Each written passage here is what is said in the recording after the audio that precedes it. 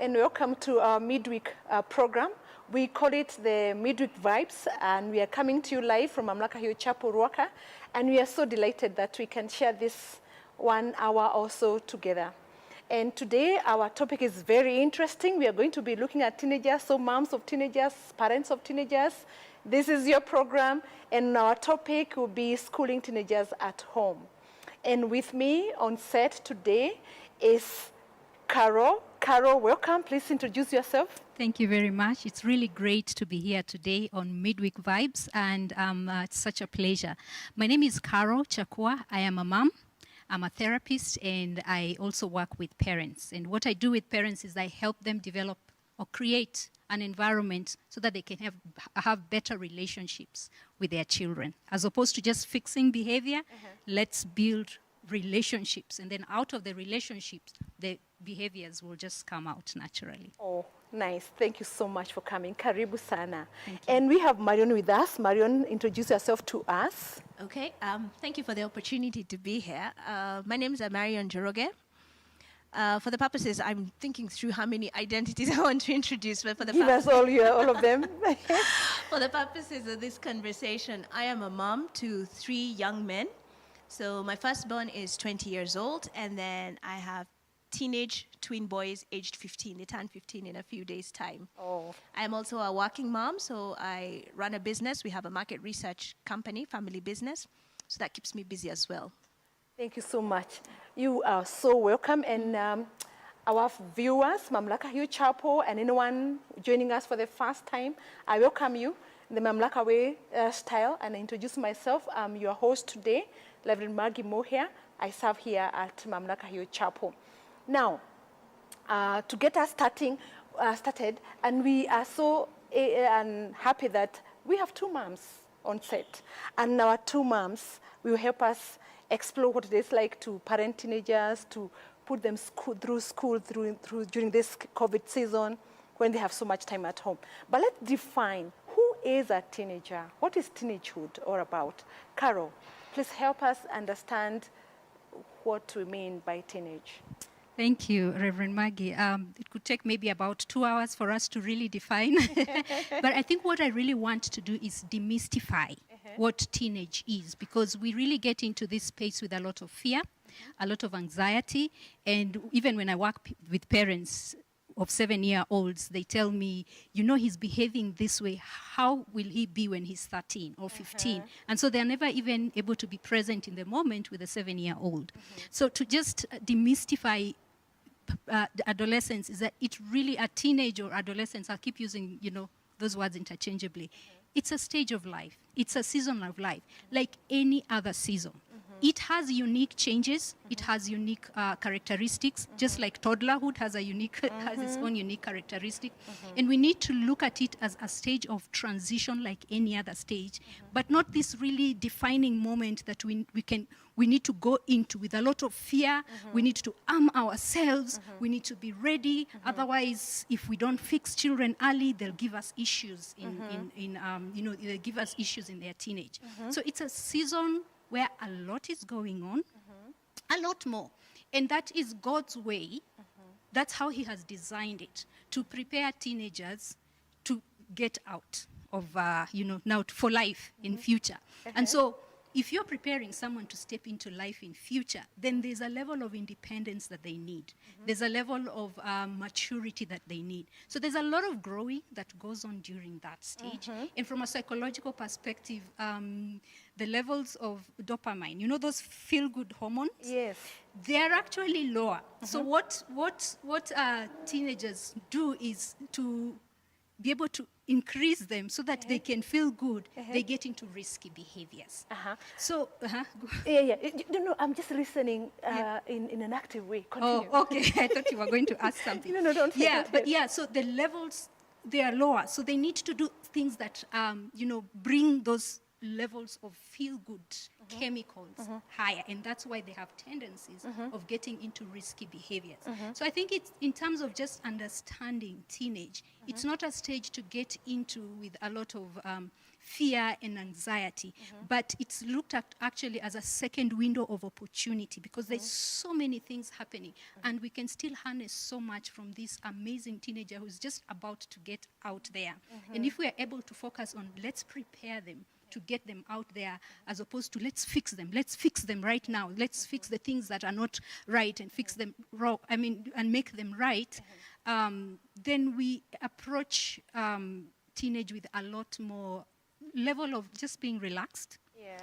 It's not easy, but even as parents, we need to understand that we also need to grow as the teenagers are growing. Thank you so much. Amazing. But I have a quick comment here. This we have a top fan. Her name is Angela Wanjuko, and she's saying, I can't wait to delve into this hot topic. Now, with an interested listener or viewer like that, we need to ask one question. Is the fear real? As a mom, are there fears that you have that are real, that you can share?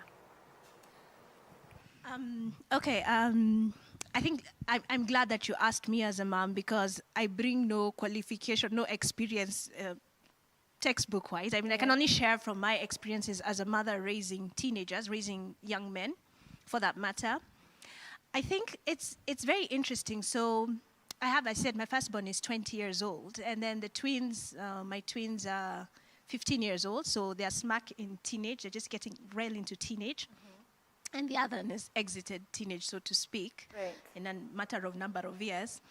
I think with your, what I would say is with your first child, the level of anxiety is really high because we don't want to get it wrong. And I'm so glad that Carol is the one who said this, that we need to realize the window of opportunity that happens with teenagehood, because many times we come at it with, oh, we have had horror stories about teenagers, they're becoming, and when your preteen starts questioning things that you're doing, then you start panicking and you start, oh, this is the dreaded teenagehood we have heard about. And so your guard is up, your armor is up, and you come at it guns blazing.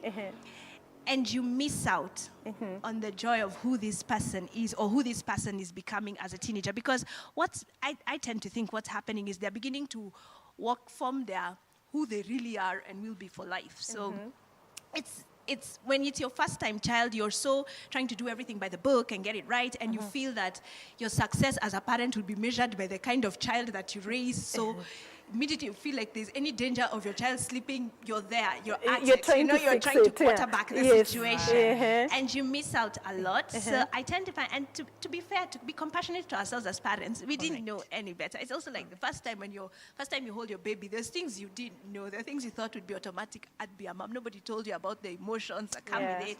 It's the same thing with teenagehood. You've never been a parent to a teenager before, so there's things that you do that will be... And I like what you just said, because it's true. You've never been where you are before. You've never been there before. And there's no rehearsal.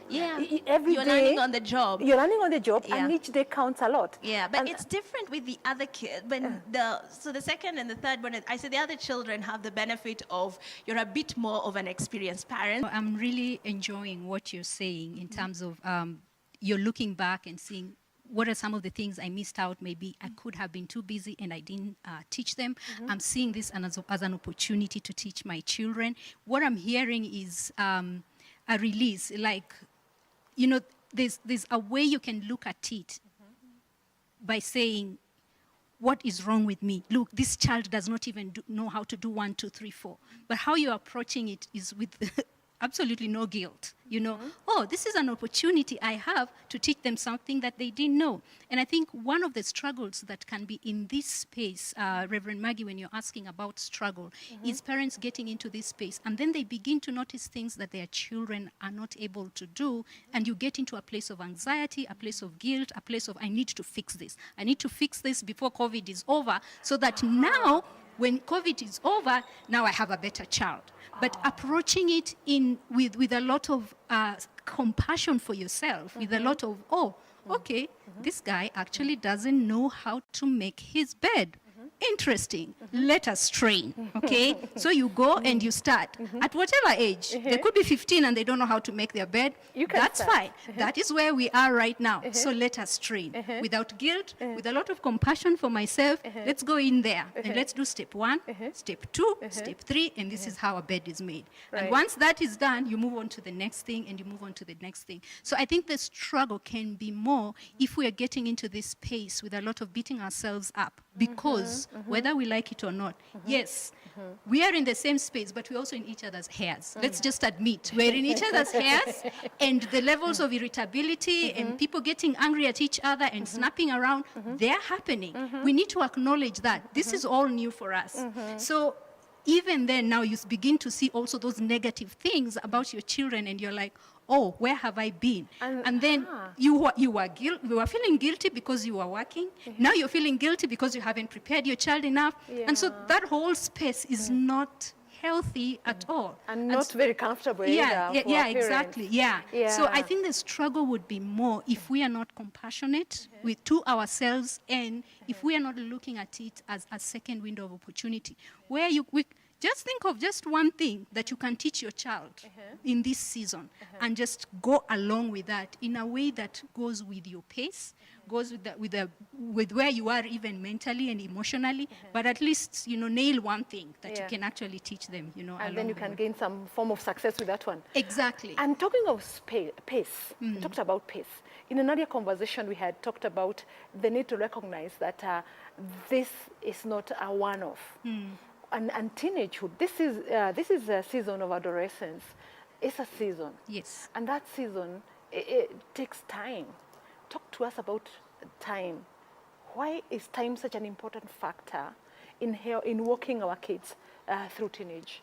I'll give an example. One of the examples I use when I'm working with parents is just looking at how we parent. You can either parent as a carpenter or parent as a farmer. Okay, and a carpenter, has very strict timelines. A real fundi, not the ones that sometimes, go like this. But, the one that, they have a picture of what they want way before they even think about the materials. So they have that whole picture. So everything else they do it while looking at that picture in mind. This is what I'm coming up with. So if something is going off a little, it's anxious. Hey, I need to Panel plane back. it. Yes, I need to panel beat it. I need to plane it. This is not the right yellow. So do we have teal and turquoise and all that? No, we need the correct yellow. And so you become so set on the end product that you actually don't enjoy the process. But then when it comes to parenting as a farmer, it's a completely different space, because in that space you're asking yourself, what kind of environment do I need to create here? Some of these seeds need to be under the shade, but there are those which actually need to be out there in the sun. Is it time to prune? Pruning is not easy. It's painful. It's ouch. Sometimes it's manure, okay? And manure is messy and is smelly. I don't know where we got that idea that parenting is supposed to be easy. The people who feel that parenting is supposed to be easy want to fix their children and get over the uncomfortable spaces. Now, teenage is one of the most uncomfortable spaces and uncomfortable seasons of parenting, because you're dealing with a person who is more grown, as opposed to the toddler who would say either noticona or you show them a muiko and they comply. But in this space, you really just have to embrace the characteristics of a farmer. And time is one of the things that a farmer really, there's just a season where you don't see anything. You already put the seed in the ground, you have done your manure and everything, and it's just a season of not seeing anything come out of the ground. Popping out of the ground. Yeah. Right? So you really need to learn to trust this process of parenting as a, time, in terms of time, but also just looking at it as a process where you have to continually reflect. Maybe I need to change this here. But ultimately, with the farmer, they don't have complete control of the final product. What a good thought. They don't. Yeah. There are other forces at work. Yeah. And therefore, for me, being even a church-based program, ultimately, this is God who has the results. So it has to be such a walk of faith and hope as you're parenting your child. at whatever age, but even more so during teenage season, because there's a lot of they're just about to get out. You see, like when you think about a bow and an arrow. So our children are really like arrows, and you're the bow, okay? And when it gets really hard, there's an archer, and we all know now who the archer is. The archer is the one who sees where those children need to go. Wow. He's the one who sees where the arrow needs to go. When it's just about time to launch that child, that's when the bending happens the most. And that's when that's the teenage period where there's more struggle in that space. When it's happening the most, really it's time to launch the child. Yeah. But then it has to be at a space where you know that what you are, not just a bow, because if you use the word just, then it minimizes your role. But you are a bow, and you are with the hands of an archer, and this arrow, there's someone who knows where it's going. So how much more allowing this to be a faith walk and allowing time to just work out what this child needs to be, in this season of parenting. So we're going to take a short break, and when we come back, so don't go anywhere, we shall now figure out how to walk through the day patiently in this process of parenting our teenagers. Thank you. Welcome, guys. Thank you so much for staying tuned. And we want to start it up with answering one question that Angela has asked. As a sibling, I have a teenager. How can I walk alongside my teenage sibling? I think, one, it depends on the level of responsibility that you have been given over your sibling. So if you're supporting them in terms of financially, maybe paying for their fees or living with them, then you're going to take a more of a parental role, because parenting is not necessarily giving birth or adopting, or it's just really a process where what level of responsibility do you have, and are you nurturing them? So I think that one, for me, because I don't have clarity on the specific situation, is to what extent is the responsibility you have over your sibling. But other than that, because we do have, you can still take up the role of a mentor and just still give them direction where they need direction. You may not be able to give consequences because there's already just that sibling rivalry thing that always goes on, especially when when you're closer to age. So for me, I think you still do have a part to play in terms of mentoring, but also the extent into which you go into it depends on what level of responsibility you have over them. Right. Wow, fantastic. I think we can address that one that way. Yeah. But if it's something very specific, Angela can post it on to us and you can answer it, right? Yes, that would be great. It gives a little more clarity. Yes. Okay, thank you so much. We want to explore a day at home with our teenagers. More time, a bit of gadgets, a bit of time on the internet, because we are doing school at home. So how has it been for you, Marion? How does it look like to stay at home all day with that teenagers, two of them, and a bigger teenager who is 20, and they need to do their work? Just paint a picture for us. Okay. One of the things this I can put out there is, previously what we have done in the past, we have chosen as a family not to have internet at home. Just because of how much it took from us as from family life and from family time. And that's during the school term. So when our kids are in school, we don't pay for internet. Right. So there's no internet at home. It's inconvenienced us too as parents, because when you come home, you can't quite really work from home because there's no internet. So when you get home, you're just at home, with each other. And looking back now, that helped us in many ways, because now we have to have internet so that the kids can be able to continue with their schooling program. So of course, the kids would be like, yay, we get internet now. But we parents now, our safety net has gone. And so we are finding ourselves even now. And to be honest, it's not just children. It's not just the teenagers who struggle with the internet. We too, now there's internet 24 hours at home. You're probably spending more time on your laptop or on your gadgets as well as a parent, you know. And you don't want that. So one of the things that we quickly, we're in a new space. How then do we adapt to this new environment, we have to have internet. So that's the first thing that I want to say as parents of teenagers. That challenged how we parented our teenagers. Our firstborn son would probably, he never had that opportunity of those internet at home during a school term. That never happened for him. But now here we are in this new space. How are we going to parent these children with the internet there?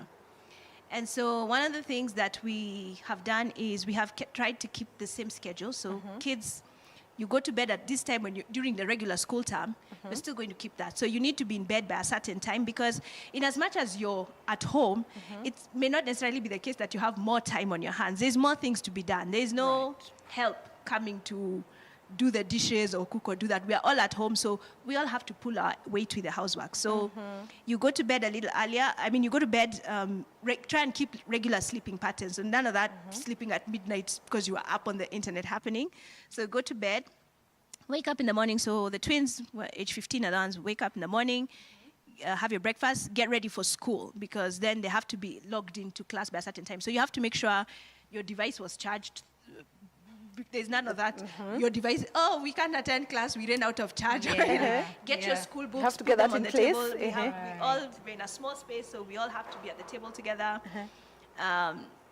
Sit down, get ready for school, log into your classes. But now one of the interesting things that's happened is they actually have more to do, because it's your day for school. You have schoolwork, but you also have chores. So everybody has a day when it's your day to keep the house clean. So they're Star Wars fans, so we call it being the Jedi. So everybody has a day when they're the Jedi. You're the one who will wake up, you have to mop the house, you have to clean the bathroom, you have to make sure the house, dust the surfaces, just do the chores that need to be done. There's dishes, everybody has their schedule of, are you washing breakfast, lunch, or dinner dishes? So you have that on top of your schoolwork, attending your classes and doing in your assignments and handing them in, and also find time to. So one of the things that they have picked up is cycling. They did a lot of cycling when they were little, and so that's one of the things I'm thankful for that they have developed a passion for, is in the afternoon they want to go cycling together as brothers. So they'll go out and ride their bikes and probably try and do something like 30 kilometers or just stuff like that. Wow. So how do you make all of that fit into your time? And that's why I was saying the learning that's happening right now is not just about academics. Yes, there's more than that. There's more than that. They're having to learn how to manage their time. Your assignment is due by 11 p.m. or whatever time it is has been sent. You have to do it, but you also have to do the dishes. Nobody's going to go into that kitchen and do the dishes for you. So you need to figure out when you're going to wash the dishes. You need to figure out when you're going to be the Jedi, when you're going to get your housework done. So it's not necessarily the case that they are have more time on their hands. Now they are being challenged to, we're all being challenged to manage our time better. So I think that's one of the things that when Carol said about the window of opportunities, looking at these seasons that we are in, even teenage seasons, and then figuring out what's the opportunity for me there as a parent and how do I use it. It's true when you said that someone's 15 years old, they don't know how to make the bed. Okay, am I going to fret about it, or am I going to work? It is what it is. Right. Let us roll up our Live with sleeves it, and work this with is it. how you make a bed. Yes. From today on, this is the standard I want to see. So it's picking up from seeing the opportunity in the moment and working with it. And I must say, I'm so glad you said that, because one of the things that I think we miss out as parents of teenagers, having raised a teenager to adult, to becoming a young adult now and raising other teenagers, is we really miss out on seeing who they are. They are wonderful, but their personalities, their attributes, their talents, their gifts, just who they are as people, because we are so fixated on teenagers are terrible that you actually end up missing out on the potential of who they are becoming. So I'm so glad you brought that out as a parent of a teenager. Oh, nice. Just before we move on, I wanted to capture, how do you keep the kids focused? Allocate time for everything. So there'll be a time for, okay, you to go to your phone and you want to go through your social media. There's a time for it. So everything is, so it's not by decree like a hard no, you cannot do social media. Never, ever, don't. It's, okay, this is a part of your life. How then do we manage it? Like I said, we didn't have internet before. Now we have to have it. So now how do we manage this resource that we have? So even the same thing with the phone. Okay, great. You want to do social media? It's there. But this is the time to do it. You can't be on your phone until midnight that you are just chatting people. So when it's bedtime, phones remain in the sitting room. You don't go to bed with any you don't go to bed with gadgets. And it's the time for your gadgets to do that. And then the other thing also is just trying to use our time constructively as a family. So one of the other things that has worked well for us is evenings we have started to read a book of the Bible together. So that helps reduce the time that you can be on a gadget, Oh, okay. both for us as parents and for the children, because what we do is everybody has a day. So in the same way you have a day to be the person who cleans the house, you also have a day when you're the one to prepare the study. So, for example, we've been reading through the book of Romans. We're reading Romans chapter 5 today. You take the Bible, go and read it, come and ask us questions, come and facilitate that discussion. Yeah, at your level. We'll take it at whatever level you present it to us. But it's been interesting because even in doing that, then the conversations, there's questions that come up. And again, like you said, having kids, teenagers, it's really its own special thing, because then you can really have conversations with them when you engage them. Yeah. And I need to say this carefully because I have boys. They're not like the most talkative people in the world. But it's great just to sit there and have a conversation, ask questions, get to hear how they're processing the Bible. Sometimes they'll say something like, I think God was not fair when he did this. And you're like, interesting, let me hear why you think he was not fair. And just walking through those questions with them, hearing how they're processing things, that's been a blessing. But it's forced us to have to do things together, which is a good thing. So one of the ways to manage social media is accept it. That's a fight. When we're not going to fight that, but how are we going to manage it so that then it's beneficial and you still have some level of freedom and learning, help you navigate your newfound freedoms and responsibilities. That's so amazing that the kids can be involved. And actually, you've done a lot of training. Okay. Because you're training them how to develop a study Right. for that they can lead the whole family through, and that captures the whole place of spiritual development. That you're in charge of that. We have new opportunities to work with our teenagers in a way we didn't do before. Right. Yeah. Yeah. Carol, Yes. educate us a little bit. If I am not this parent who sees this opportunity, how can I seize it? Because we say it's never too late. Anytime is a good time to start. So, for example, I could be this parent who was never that engaged. Now I am frustrated by the fact that I have these kids, or with myself, and maybe a single mom. How can I navigate that space? For me, I think self-awareness is very important. Where am I at? I have seen maybe I have not trained the way I was supposed to train. And I said it earlier, release it. I mean, have compassion for yourself. Okay, let's start. Let's do this. But it's so much about what are you telling yourself. Even as a single mom, what are you telling yourself about your situation? Is there a sense of I'm alone in this? And there's a lot of perception of I'm alone as opposed to, well, this is the situation I'm in. What can I do? Can I bring in, community around me? I stay with my son. We are in a co-parenting space with the father.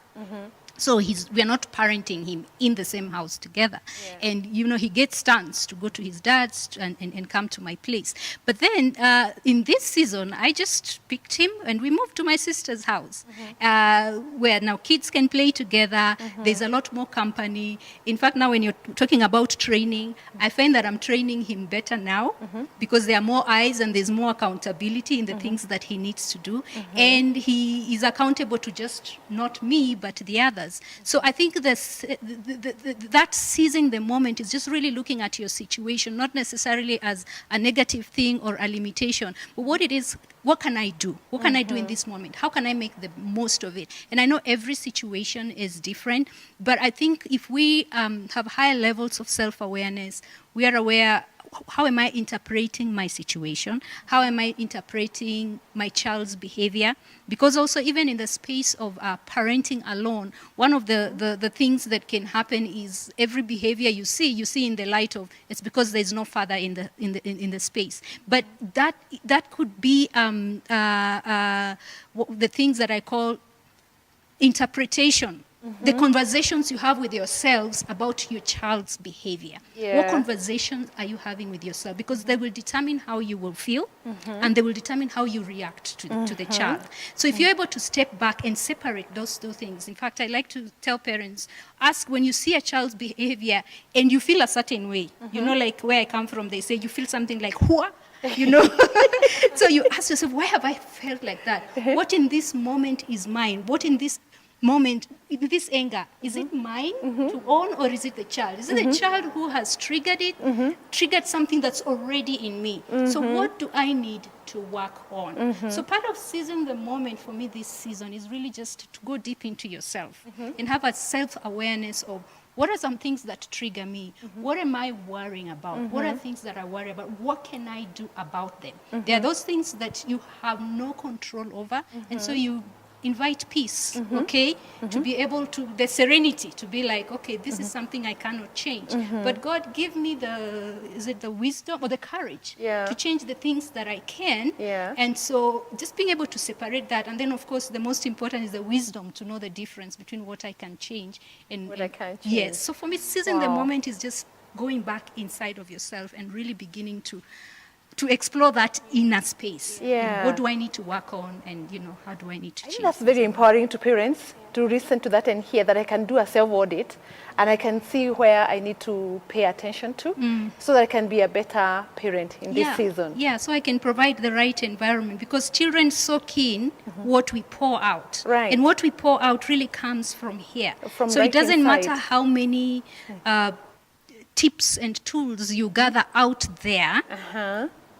What really matters is the environment in which you are implementing those tools. And that environment is really what's inside. So if you don't work on what is inside, which is a process, then what the child gets is just, well, mom was really, really angry. Me, all I saw was the anger. I didn't see, there was no lesson there, Wow, it's just the So they anger. just focus on, they focus on your emotion as opposed to the lesson that they need to learn. Good insight. I just like, that is just gold star right there, what Carol said, because one of the things I have learned on my journey as a mother to teenagers is how the issue of control, I think, is what stresses us as parents. I think one of the things that happens as a parent of a teenager is you start realizing how little control, you start seeing control basically slipping away Out of from your you, fingers, you know? yes. And rightly so, that's the way it should be. This is this person will become an individual and an adult and will need to function in society. Over and above that, this is a person who is created in God's image and whom God created for his own glory. Not for me, my glory as a parent. I think many times that's where we get it wrong as parents. Yeah. Yes. Just, I mean, personally, self-assessment. You said we need to self-audit as parents. I think one of the things for me that was an aha moment is this. I'll be judged on how as a parent by the outcome of my children. So these children are a mini extension of my glory. And that's not who God created them to be. He created them for his glory. And once you start realizing God has a purpose for this person, I am a steward. My responsibility is to raise them to the place where they can fully function to bring glory to God. Raise them to bring glory, to glorify God. Right. Then the issue of control starts. You start getting a bit comfortable with losing control because, ultimately, Father God, they belong to you. I am a steward. And God begins, and praying for your children is also very powerful not because it changes them. Many times we come at prayers like, Lord, change that child. It changes your perception of how you see your children. Yeah. And then you're able to know what are the things that really matter for this teenager. One of the things that I have become aware of as a mother is I need to parent this child for values. I need to help this child understand, this teenager understand who they are, because God has gifted them with talents, abilities, attributes, competencies that are unique to them that they will need to use that they will fully live to function in the purpose that God has called them to. For some, the children who are born, they wake up, they play a violin, and it's amazing for the rest of their life. Their gifts are overt. You see, like this is a talented sportsman or an athlete, or your child is a talented musician or academic, and those are the ones whom the world celebrates. They probably won't struggle as much to find out who they are, their identity. But there are those for whom their gifts are not as overt. Right. But they're still gifted in some way. And it's to help them realize, like, if your child was the most compassionate, God has gifted them with an amazing gift of compassion. It may not be something that the world will ever call out, but imagine that is an attribute and a gift that God has deliberately and intentionally placed in this world. It is my duty as a parent to help my child see the benefit and the blessing of being compassionate. Right. And to parent that in them, even as a teenager. Your teenager could probably be very compassionate, but you're so fearful that you're losing control, that you're missing out in all the wonderful aspects of this compassionate teenager Yeah. that you have in your house. Right. I So I tell think you. that's one of the things that for me has been a real paradigm shift in, Yeah. in raising teenagers. Yeah. Wow. And- Our time is so well spent, Carol. Yes. So when you share a piece of wisdom with us, also give us like a parting shot and encourage a parent who may be feeling, I actually have learned something and I can seize. That word is good and it's a good word. Seize the opportunity and do something and make this time count for me as a parent Yeah. of a teenager. Yes, I mean, I'm really loving the flow of this conversation and your authenticity in just seeing how you realized that there was a space of control and you are using your child as an extension of your ego, and just being able to realize that, what a gift that is. Just being aware, starting to have a sense of awareness, because I like to use this phrase, this sort of quote, when I work with parents, is that unless you are fulfilled, you will use your children to complete you. You will teach them how to live with your fears, how to live with your emptiness, and how to live with your anxieties. But that's just one part one. Part two is all the while unaware that you are doing so. And that's the tragedy, that we are unaware. And so when you come to that space of awareness and you're like, ooh, I'm being a control freak, or I'm feeling anxious and I'm feeling fearful, that is one step. And that's usually like 50% of the journey. Just being aware that, oh, this is what I'm doing. Then the second one is, where is it coming from? So just being able to even just sit and like, God, this is how I'm feeling and I do not understand where it's coming from. He is the light. Shine the light in those spaces that I need to work on. So that now once I start working on, then one of the things that I have learned with my son, who is 11 right now, and we're getting into a space of a lot of power struggles.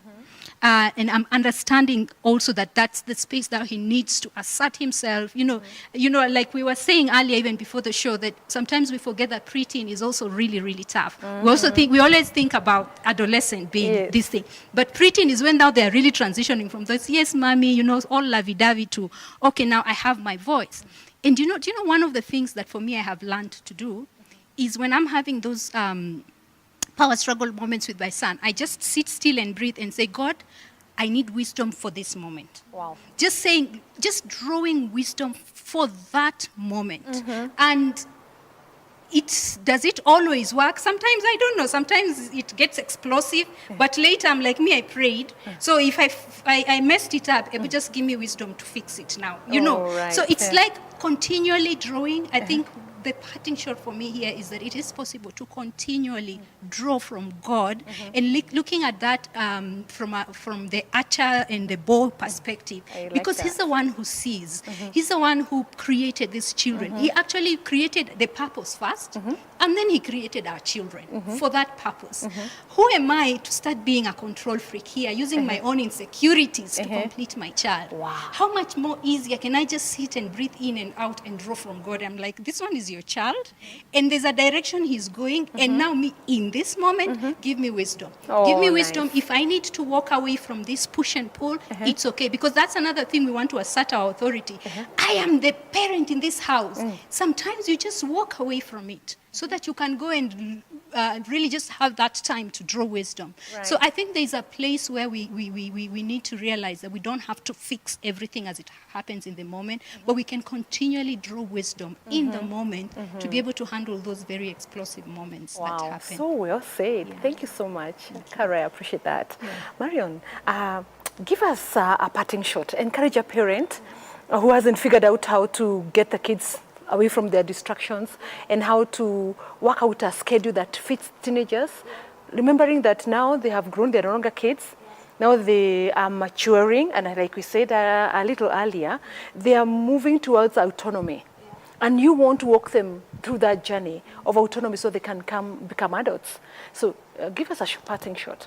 Okay. I think my experience in motherhood, and again, I am a mother of boys, young men, is one of the things that I have drawn strength from is that I try and model my parenting from the ultimate parent. So looking not just to how did our parents raise us or how does the world say we should raise children, but Lord, how have you parented me as my parent, as the ultimate father?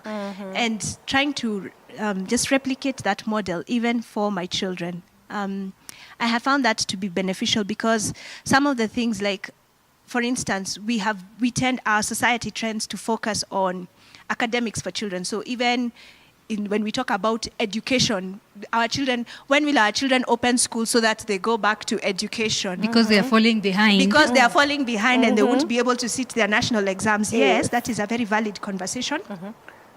But also, as a parent, my worldview should be much bigger.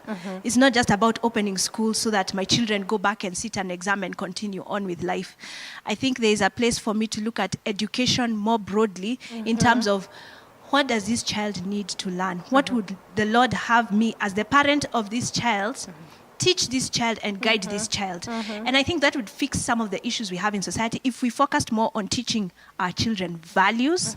In the same way we place emphasis on academics, which is also equally important. That is not to minimize the place of academics, but it is also to say we need to just up the ante a bit more and focus on values, raising our children for values. And that's some of the things that we can do in this season, and we can use our time more meaningfully. So it's a gift to have your children at home right now, undistracted by schooling, waking up to catch the school bus at 4 a.m. or fighting traffic to get home to your children.